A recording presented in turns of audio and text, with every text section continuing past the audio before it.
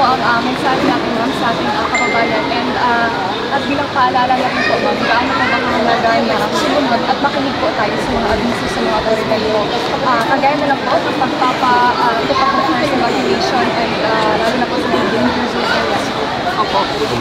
Sa isang disaster, no, ang mahalaga talaga ay walang namamatay ng mga tao o mga residente doon sa area na yon. Yan yung rason kung bakit meron tayong preemptive evacuation. Kailangan sundin na yon ng mga tao dahil yung kanilang buhay ang nakasalalay doon kung merong mangyari at madisgrasya sila o maabutan sila ng pagsabog ng bulkan. Kaya mahalaga yung pagsunod sa mga warnings ng local disaster council nila. Pangalawa, kailangan din ng mga tao maghanda dahil alam naman nila yung lugar nila ay malapit sa bulkan. So kapag pina-evacuate sila, dapat handa sila na mag-evacuate at handa yung mga kailangan nilang dalhin sa pag-evacuate. Pangatlo, kung sila ay naabutan noong disaster o noong aksidente, noong sakuna doon sa area na yon, kailangan handa pa rin sila. So meron silang go bag na nandoon yung mga emergency na gamit nila.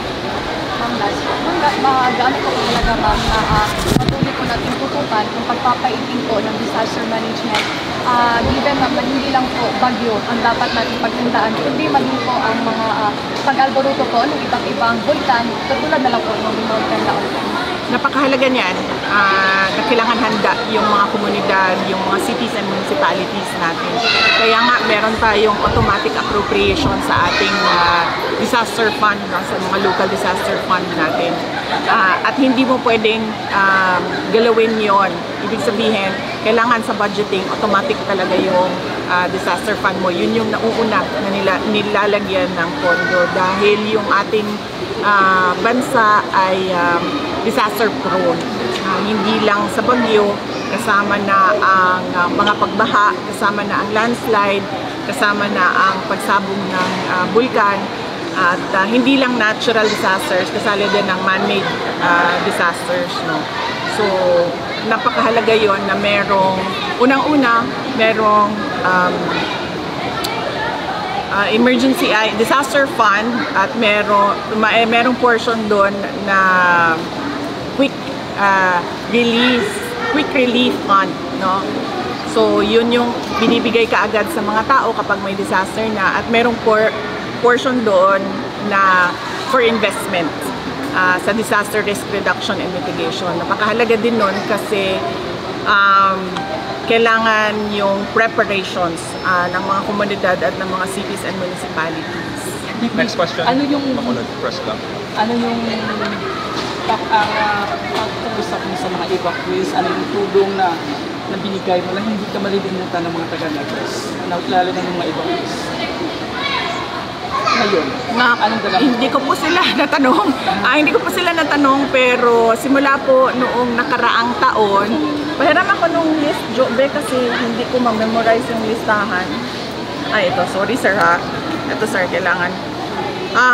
So nung nakaraang, simula nung nag-alboroto ang bulkan, nag-distribute kami ng 25 kilos ng rice to farmers, 6,500 farmers yun. Tapos nag-distribute din kami ng 10 kilos of rice bago natapos yung year 2024. 8,000 relief boxes sa iba't ibang evacuation sites, tapos 5,000 na mga non-food items, no? Ito yung mga sleeping mats, mga mosquito nets. Tapos yung Kalusugan food truck namin, nag-serve sila sa 4,000 evacuees in 2 weeks. Ito yung truck namin na nagluluto ng nagbibigay ng hot meals para sa mga first responders at biktima ng disaster. Medical mission, 1,000 beneficiaries in 3 days. Tapos meron din kaming evacuees na beneficiary ng Magnegosyo Taday program. Ito po yung micro and small medium enterprises na support ng aming opisina. 100,000 face masks. Tapos, nagbigay din kami ng 20,500 ml bottled water and 100,000 face masks ulit. At yung ngayon, sir, ang binigay namin ay tig 25 kilos per family sa Canlaon City, La Carlota, tsaka sa La Castellana. So, bale mga 2,514 families yung nabigay namin ng 25 kilos per sack na bigas. Ma'am, nabanggit kanina ni Mayor na parang gusto nilang hilingin sa national government na imbes na mga perang ayuda, ang gusto daw nila is magkaroon sila ng pondo para makalipat sila permanently, para mapul lahat ng pera, makabili po ng lote at magkaroon daw po ng permanent relocation.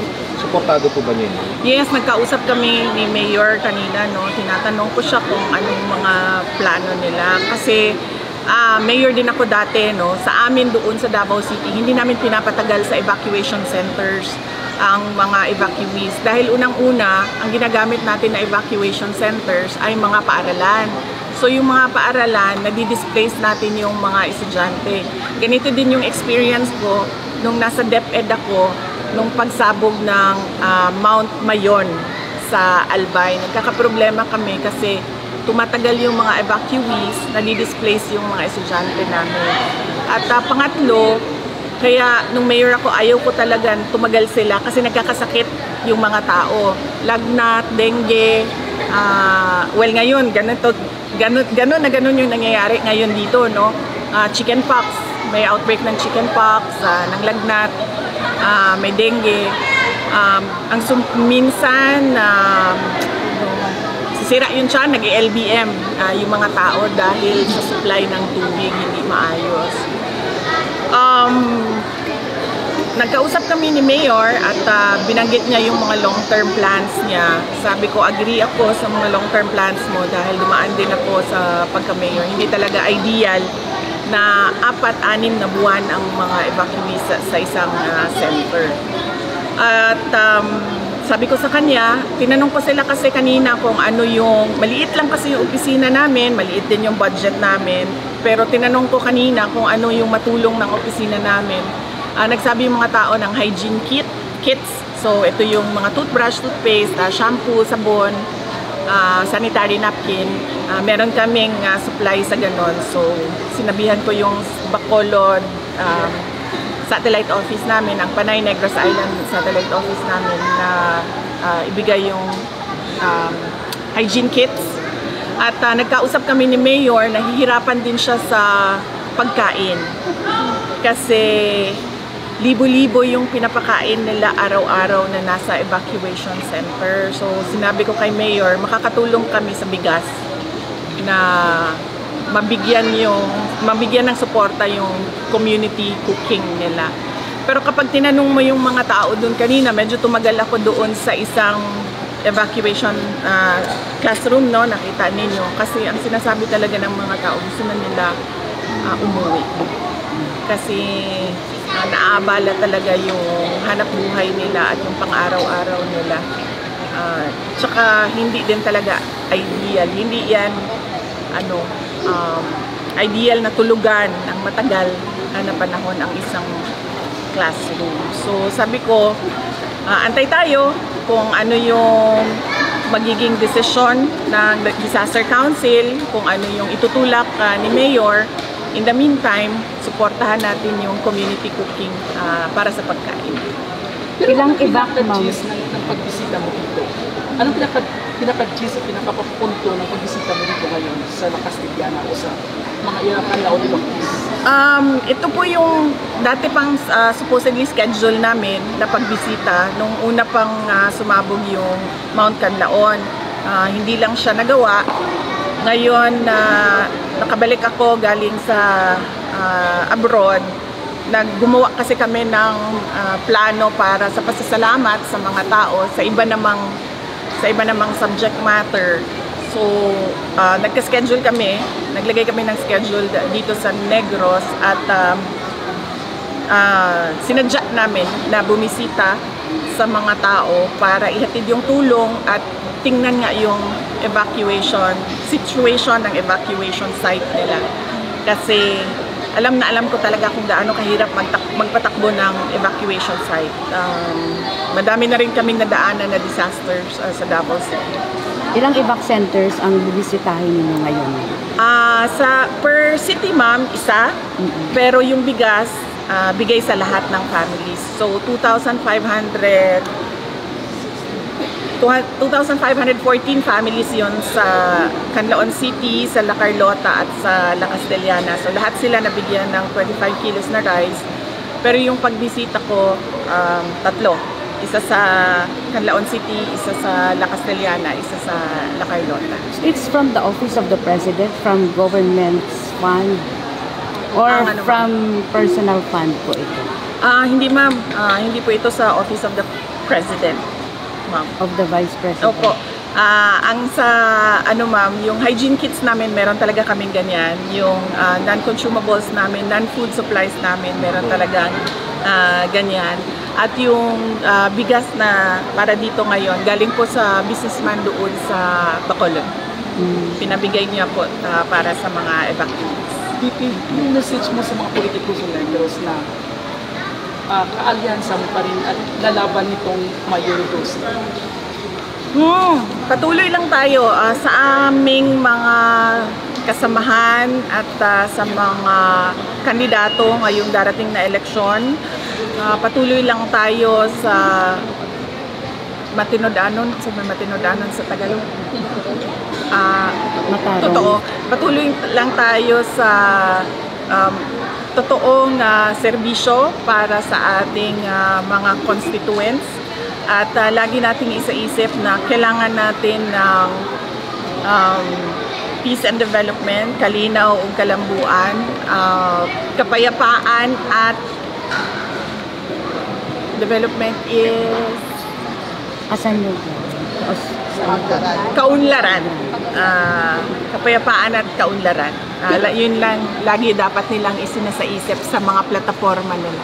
Pero anong mensahe mo sa 11 Negros congressman na bumuto para ma-impeach ka? Wala po akong mensahe sa kanila, and I don't think meron din silang mensahe sa akin. Latest, ma'am, about the situation of former President Digong doon sa Netherlands.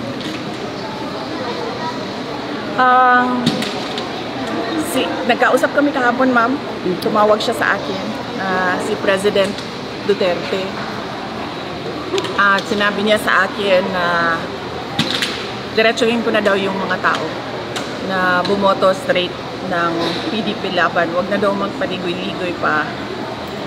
Sabihin na daw diretsyo at ipaintindi sa mga tao kung bakit kailangan nilang bumoto straight ng 10 na mga senators ng Duterte ang tawag nila sa sarili nila, ma'am, dahil hindi sila lahat galing sa isang partido lamang, no?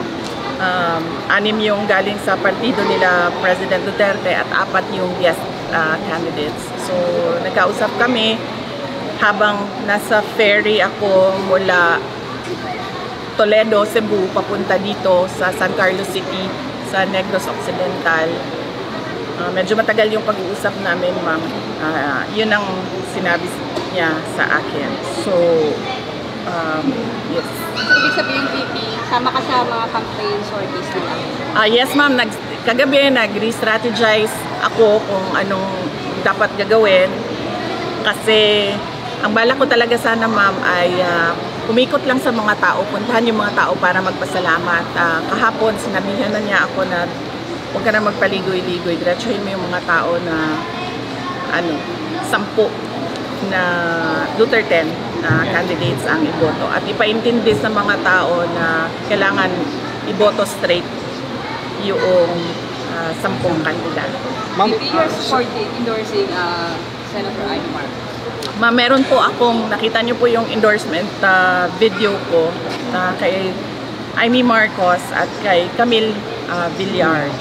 Dahil ito sa patagal na namin na pagkakaibigan at dahil din ito sa sinabi ko nga, pareho naman yung vision ng Duterte at nung dalawa pang kandidato, and that is a peaceful and prosperous Philippines. They have a Last shared three questions. vision. Ma'am, do you think malaking magiging boost nila na chances of winning dito ni na Sen Aimee tsaka ni Camille Villar dahil po sa endorsement niyo?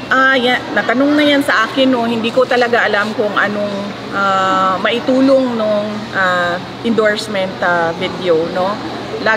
Lagi akong tinatanong ng mga tao na ano ba daw talaga ang gagawin nila, kung iboboto ba daw talaga nila dahil merong mga video na lumabas, at sinabi ko diretso sa mga tao na may karanasan ako dati, nag-endorso ako, at ngayon nagsasabi yung mga tao na saan nagmahay gani? Nagsisisi ang mga tao sa pagpili nila sa ating presidente. So, ang sinasabi ko lang sa mga tao, nandyan yung dalawa, nandyan si Aimee, nandyan si Camille, mga matitino ito na tao. Si Senator Aimee kilala ko since 2012. Meron akong mga kwento, medyo mahaba yung kwento, konti lang yung oras natin dito kung paano ko nasabi na matino na tao si Camille Villar at si Aimee Marcos. Iniiwan ko na hindi ako namimilit, wala ako namunggos. Nandyan sila nagpepresenta na nagpapili sila karong eleksyon. Iwan na namin yan sa mga tao kung sino yung dalawa nila na iboboto. Ma'am, sabi sa ni 11 at 12. Sabi ni Congressman Asidre, puzzled daw siya na mataas pa rin yung confidence mo, malapit naman na yung impeachment trial nyo. Tapos sinasabi niya, hindi mo naman daw mapaliwanag yung paggamit ng funds. Ano po ang reaksyon niyo sa kanila?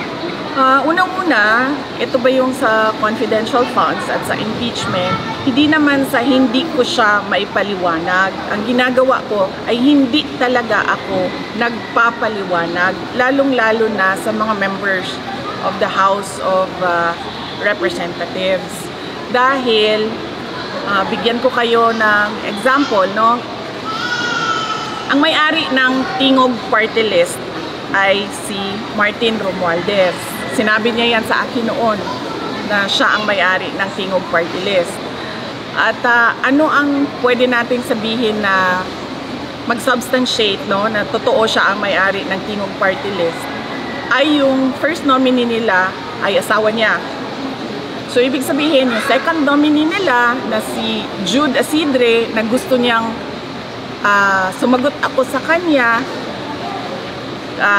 patungkol sa confidential funds, ay pagmamay-ari ni Martin Romualdez. Kasi second seat siya ng Tingog Party List. So ibig sabihin, pinapasagot nila ako kanino kay Martin Romualdez. So bakit naman ako sasagot sa Tingog Party List? Madami nagtatanong sa akin ngayon, ano bang magagawa namin? Ano bang matulong namin sa eleksyon? Unang-una, pwede nyo siguro matulong talaga, huwag nyo iboto yung Tingog Party List. Kasi ang boto para sa Tingog Party List ay boto para kay Martin Romualdez. Isipin nyo, 3 na yung seats niya sa House of Representatives. Yung distrito niya sa Tacloban, yung 2 upuan niya sa Tingog Party List. Yung upuan ng asawa niya, yung seat ng asawa niya, yung seat ni Asidre. So, hindi dahil hindi ko masagot yung mga tanong nila sa confidential funds, ayaw kong sumagot sa mga pagmamay-ari ni Martin Romualdez. Ang ginawa kasi nila, kasi distrito lang si Martin Romualdez sa Tacloban, diba? So, wala siyang personality na kumuha ng budget para sa buong bansa. Kasi distrito lang yung sa kanya eh. So, ang ginawa niya, gumawa siya ng party list. Ang party list, pwede yan sa buong bansa. Kahit saan. Doon pumapasok yung pondo, yung pera sa party list niya. Ano ang pwede natin sabihin na mag-substantiate yan?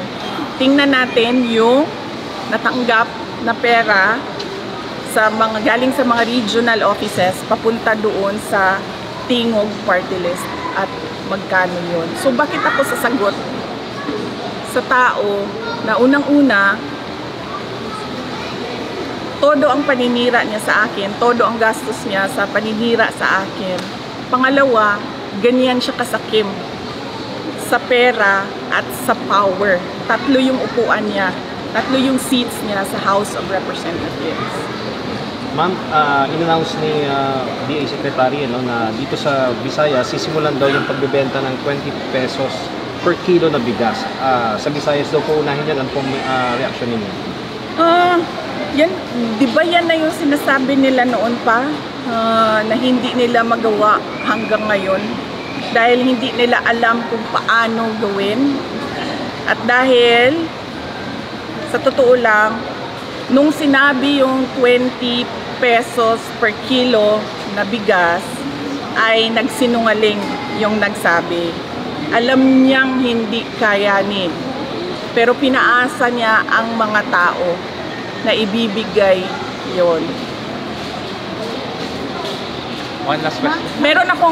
Meron akong pagdududa ha na magbebenta sila ng 20 pesos per kilo na bigas pero hindi pang tao, pang hayop. Kanang ginatawag nila og ano sa bana siya sa murag lamaw.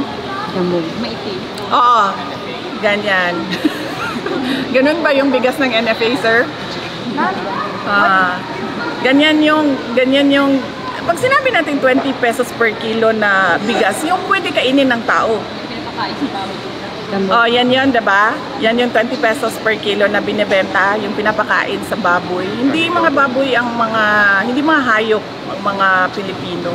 Kapag nagbenta kayo ng 20 pesos per kilo, bibili kami lahat kasi pwede siya kainin ng tao. Ma'am, what do you think out of the timing ng announcement ng 20 pesos per kilo na bigas just weeks before the election? Ano na yan? Promise na naman yan sa mga tao na alam mong para lang sa eleksyon at para lang sa kanilang mga senators.